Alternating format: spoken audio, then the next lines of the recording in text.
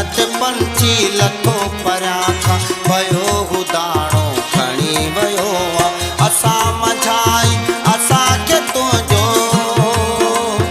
ईअं को माण्हू वणी वियो आहे। अंगणत पंछी लथो परियां खां पयो दाणो खणी वियो आहे। अंगणत पंछी लथो परियां खां पयो दाणो खणी वियो आहे।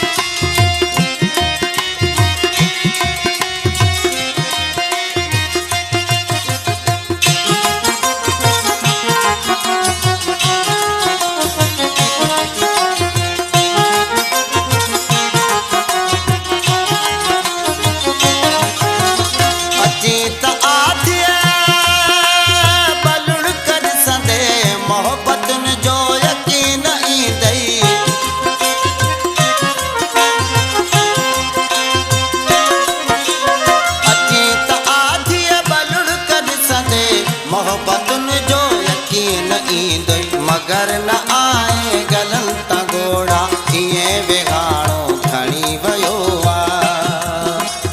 असां मझाई असांखे तुंहिंजो ईअं को माण्हू वणी वियो आहे।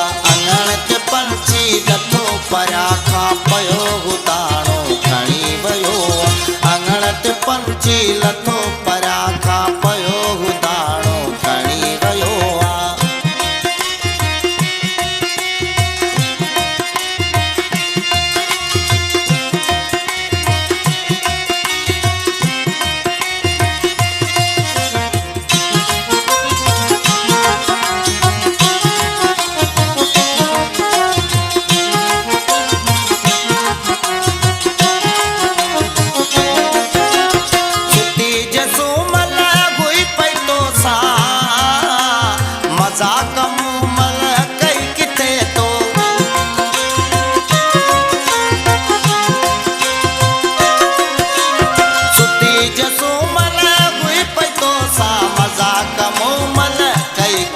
तो रखी निशानी लखुण तुंहिंजे लाइ ऐं दर्दराणो खणी वियो आहे।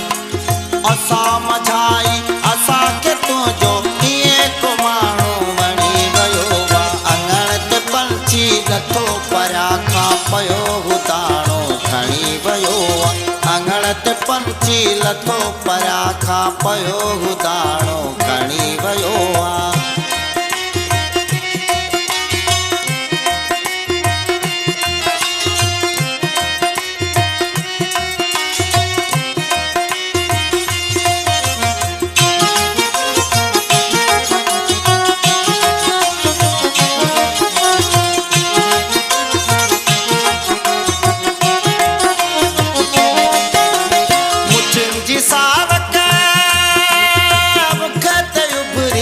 कैद खाना खुली खणा विया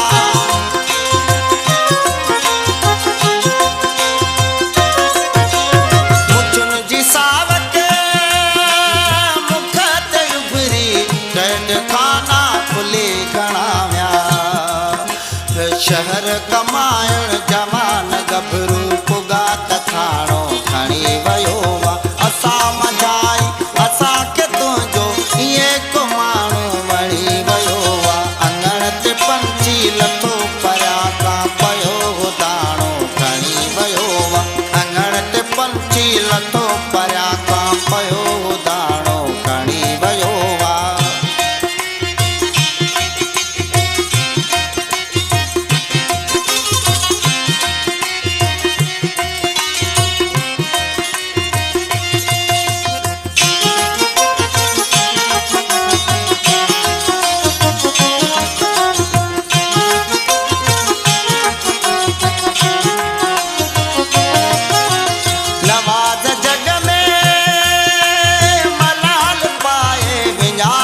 वियो किथे अलाए।